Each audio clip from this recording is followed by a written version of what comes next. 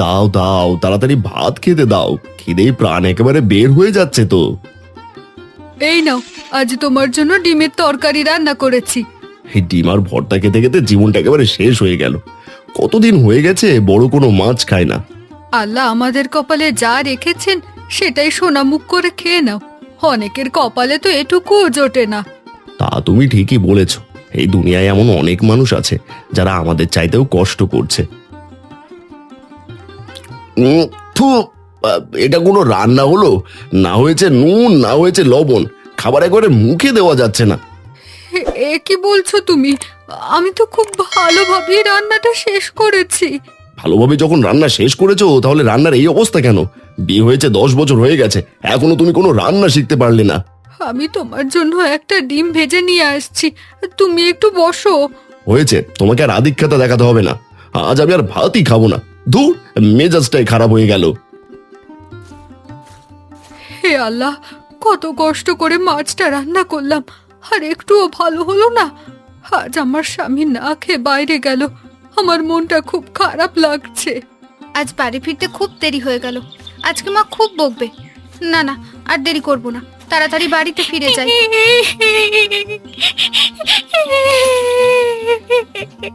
এ কি, হঠাৎ করে এখানে আবার কান্নার শব্দ কোথা থেকে আসছে? ওই তো, ওখান থেকেই কান্নার শব্দ আসছে। যাই, গিয়ে একবার দেখে আসি।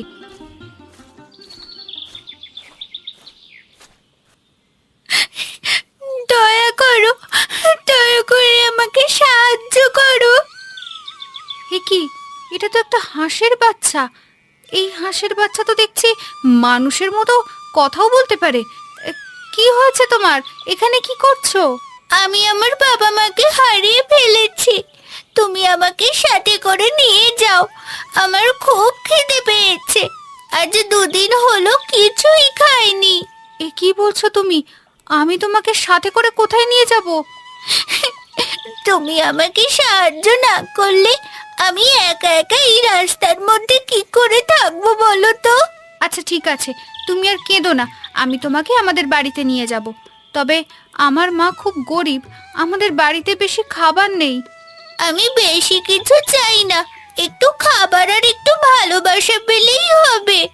তাহলে চলো, আজ থেকে তুমি আমাদের সাথেই থাকবে, তবে একটা শর্ত আছে। কি শর্ত বন্ধু? আমাকে বলো, আমি তোমার সব শর্ত পূরণ করব। তুমি কারোর সামনে মুখ খুলবে না, একদম চুপচাপ হয়ে থাকবে। তুমি যে কথা বলতে পারো এটা যেন আমার বাবা মা জানতে না পারে। আচ্ছা বাবা, ঠিক আছে, তুমি যা বলবে সেটাই হবে বন্ধু।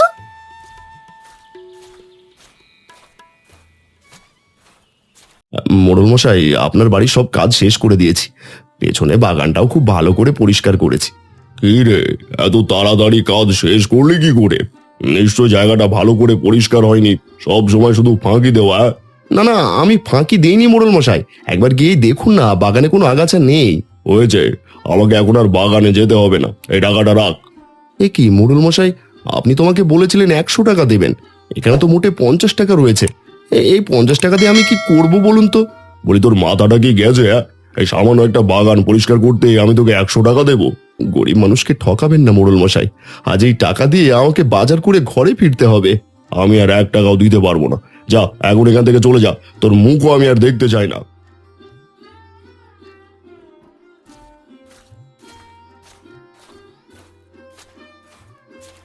কি রে মা, আজ স্কুল থেকে ফিরতে এত দেরি করলি যে?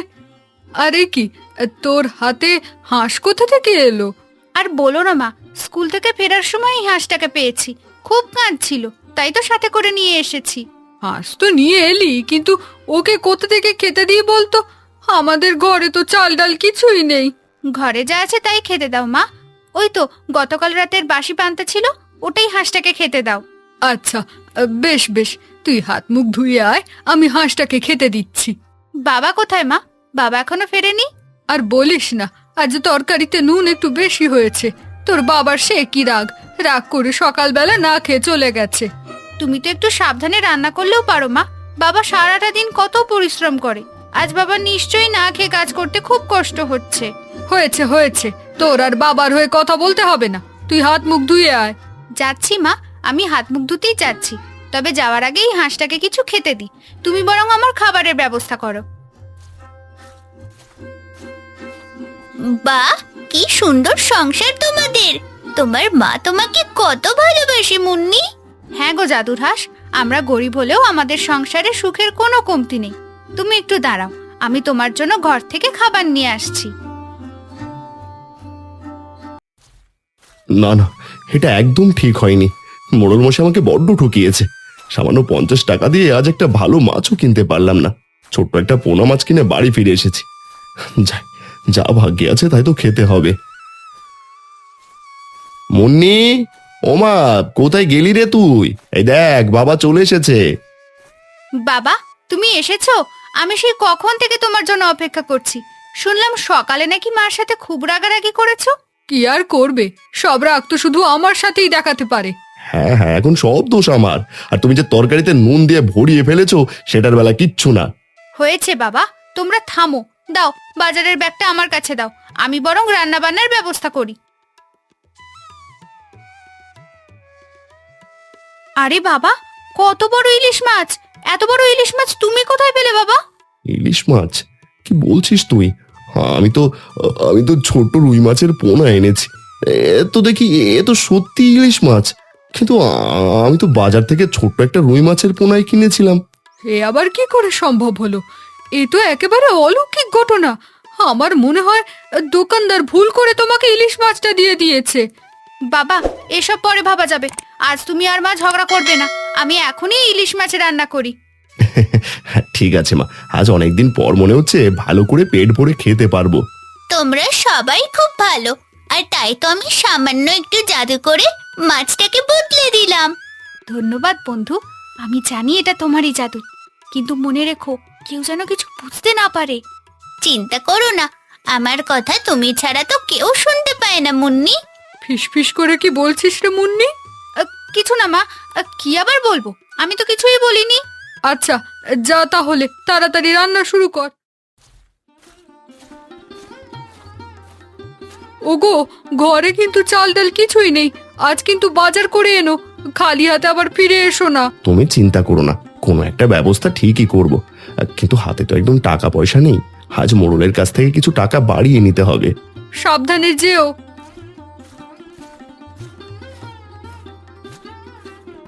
আজ বাবাকে দেখে সত্যি খুব মায়া লাগছে মা। বাবার মুখটা একেবারে মলিন হয়ে আছে। কি আর করবে বল, বেচারা সংসারের ঘানি টানতে টানতে একেবারে ক্লান্ত হয়ে গেছে। যদি আমাদের একটা ছেলে থাকতো তাহলে তো সেও সংসারের জন্য কাজ করতে পারতো। তোমাদের ভাগ্যটা খুব খারাপ মা। যদি আমি ছেলে হতাম তোমাদের কতই না ভালো ছিল। সত্যি, আমি তোমাদের সংসারের জন্য একটা বিরাট বোঝা। ছি মা, এমন কথা বলতে নেই। তুই আমাদের ঘরের লক্ষ্মী। তুই ছেলে হলেই কি আর মেয়ে হলেই কি। না না, এই পরিবারের জন্য আমাকে কিছু একটা করতেই হবে। ওরা আমাকে আশ্রয় দিয়েছে, নিজেদের খাবার না থাকা সত্ত্বেও আমাকে খাবার দিয়েছে। এবার আমি ওদের ভাগ্য বদলে দেব। ও মোড়ল মশাই, আমি চলে এসেছি। আজ কি করতে হবে দয়া করে বলুন। বেশ বেশ, আজকে তো আসতে দেরি করে ফেলেছিস। আমার বাড়ির পেছনে একটা পুকুর আছে, ওটা ভালো করে পরিষ্কার করে দে। তাহলে আমি তোকে আজকে 100 টাকা দেবো। গতকালকে তো বলেছিলেন ভালো কাজ করলে 100 টাকা দেবেন, কিন্তু কাজ করার পর মাত্র 50 টাকা দিয়েছেন। আরে বাবা, গতকালকের কথা বাদ দে না, আজকে যেটা বলছি সেটা আগে ভালো করে শোন। যা যা, আর দেরি করিস না, এখনই কাজে লেগে পড়।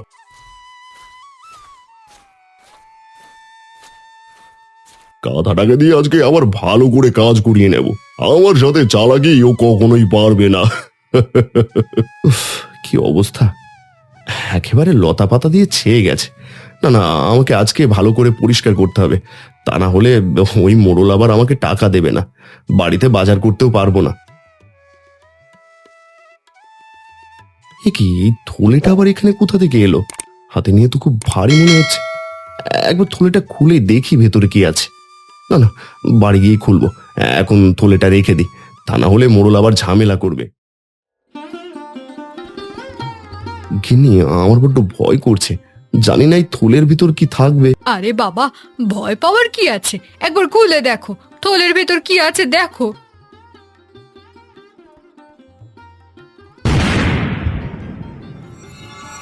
আরে, এই যে মোহর, সোনার মোহর, হ্যাঁ, এতগুলো সোনার মোহর। ও গিন্নি, আমার ভাগ্যটা এবার বোধহয় খুলেই গেল। হায় আল্লাহ, এত ধন সম্পদ!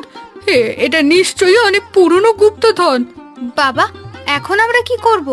এটা তো আমার নয়, আমি এটা মোড়ল মশাইকে দিয়ে আসি। আমি এটা তার পুকুরে খুঁজে পেয়েছিলাম, এটা তারই প্রাপ্য। না বন্ধু, এটা সৎ মানুষের জন্য আল্লাহর উপহার।